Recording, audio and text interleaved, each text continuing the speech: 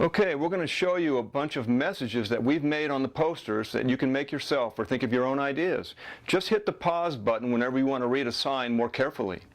This first one is for Sunday afternoons when the convention's over. It's a real warning to them about handing out things beyond the Bible. This next one really focuses in on what cults do, how they use mind control like the Watchtower does. This next one aims at the logic of, are we going to trust Watchtower materials more than the Bible?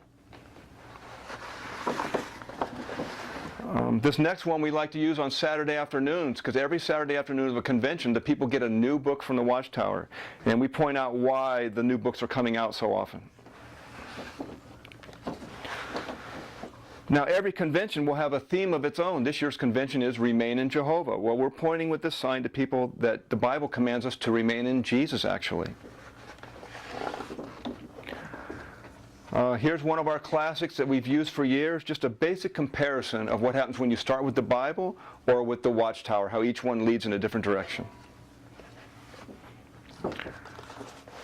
This is again another classic sign pointing out one of the key Watchtower evils, that Jesus is Michael the Archangel, as the Watchtower teaches. That's not a good thing to be teaching. Here's another sign that points out a false prophecy from the Watchtower magazine itself.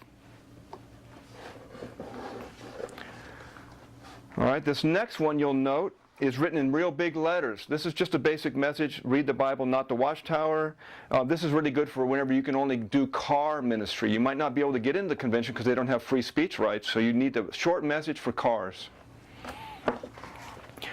Now you'll notice these next messages include lettering that's rather small. These are older signs that we had that we'll keep updating to bigger letters. This is a personal testimony of why one person escaped the Watchtower. So maybe you have your own testimony. This is a message to encourage people at the end. If they're tired of the Watchtower and the rules and the control and the meetings, point them to Jesus. Here's a sign that points out how their Bible has been changed. Jesus is worshipped in the Bible. They changed the word to pay obeisance in their Bible. Their Bible has been changed. Big problem. You might want to quote Scripture exactly, like 1 John here, where John tells us we don't need people to teach us like the Watchtower.